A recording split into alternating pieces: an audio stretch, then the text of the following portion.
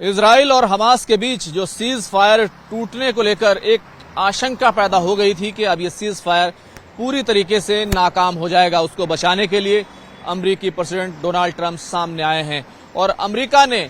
जो कुछ गड़बड़ी इजराइल कर रहा था उसको संभालने के लिए अपने विशेष दूत से लेकर उपराष्ट्रपति तक को इजराइल रवाना कर दिया है। बड़ी खबर यह है कि अब जो सीज फायर है वो नहीं टूटा है। अमेरिकी राष्ट्रपति डोनाल्ड ट्रंप ने कहा है कि सीज फायर को बचा लिया गया है। मैं खुर्रम शहजाद और आप देख रहे हैं न्यूज 18 का डिजिटल प्लेटफॉर्म। मिडिल ईस्ट की खबरों में आपका स्वागत है और हम जैसा कि हम बात करते हैं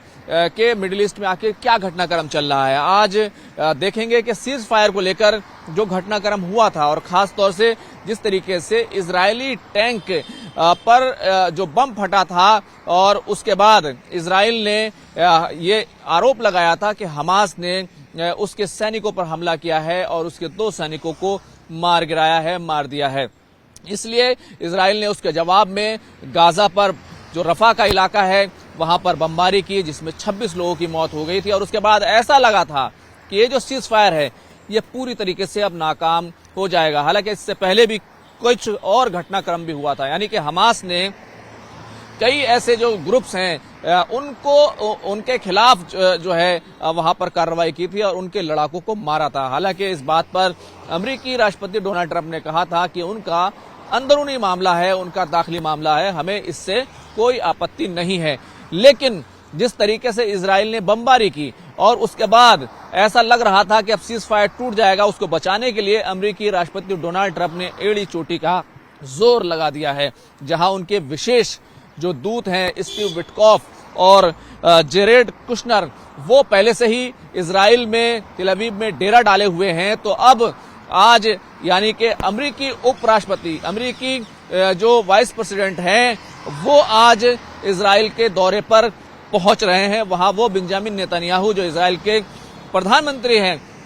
उनसे मुलाकात करेंगे। जाहिर सी बात है कि अमेरिकी उपराष्ट्रपति जेडी वेंस जो हैं वो उनसे मुलाकात करेंगे और जेडी वेंस सीधे तौर पर इजराइल को संभालने की कोशिश कर रहे हैं, क्योंकि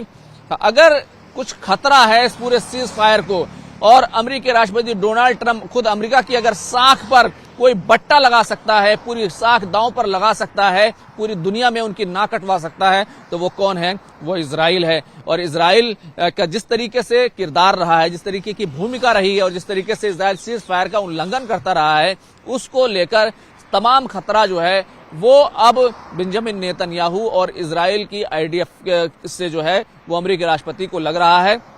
कि हमास ने अभी तक ऐसी कोई कार्रवाई नहीं की। लेकिन इस तरह की खबरें जरूर आई हैं कि ये जो हमला हुआ था, जिसको इजराइल ने हमला कहा, और उसके टैंक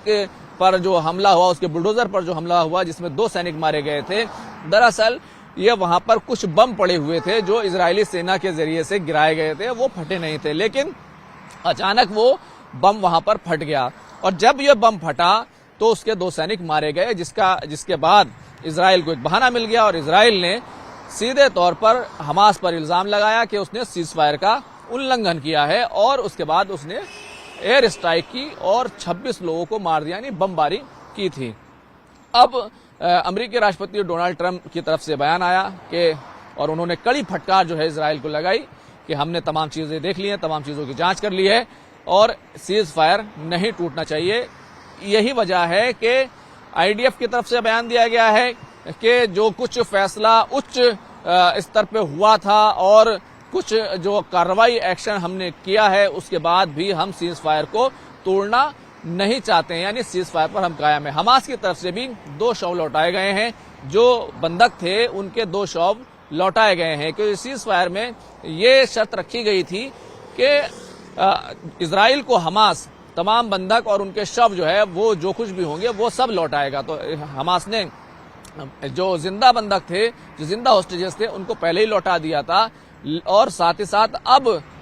जो शव हैं उनको 2 को लौटाया है, जिसमें से एक की पुष्टि फॉरेंसिक जांच में सीधे तौर पर हो गई। तो इस तरीके से अमेरिका अब पूरे तौर से इस सीज फायर को बचाने में लगा हुआ है और दूसरी तरफ हमास ने रफा बॉर्डर से जो एड इंटर होनी थी उस पर उसको जिस तरीके से रोक दिया था उसको भी अब खोल दिया गया है। लेकिन किस हद तक ऐड जा रही है वो एक बड़ा सवाल है और इसको लेकर कोई भी बात साफ नहीं है। हालांकि मिस्र की तरफ से ये कहा गया है कि हम रफा का जो एडमिनिस्ट्रेशन है वहां की जो देखरेख करने के लिए, वहां का कंट्रोल लेने के लिए हम तैयार हैं। लेकिन इसी बीच जो है अमेरिकी उपराष्ट्रपति का भी बयान आया है कि हमास इससे पहले कि हथियार डाले वहां पर जो इंटरनेशनल सिक्योरिटी फोर्स है उसको वहां पर तैनात किया जाना, गाजा के इलाके में तैनात किया जाना जरूरी है, क्योंकि इससे हालात जो है और बिगड़ सकते हैं। तो कुल मिलाकर सीज फायर जो है वो अमेरिकी प्रेसिडेंट डोनाल्ड ट्रंप की नाक का सवाल बना हुआ है और आनन फानन में उन्होंने अपने उपराष्ट्रपति, अपने वाइस प्रेसिडेंट को नेतन्याहू के पास भेजा है। 2 विशेष दूत जो पहले से अमेरिका के हैं, स्टीव विटकॉफ और जेरेड शेरन, वो वहां पर पहले ही डेरा डाले हुए हैं और ये कोशिश की जा रही है कि सीज फायर न टूटने पाए। आगे जो भी घटनाक्रम होगा हम आपको बताएंगे। मेरे कैमरे के पीछे थे योगेंद्र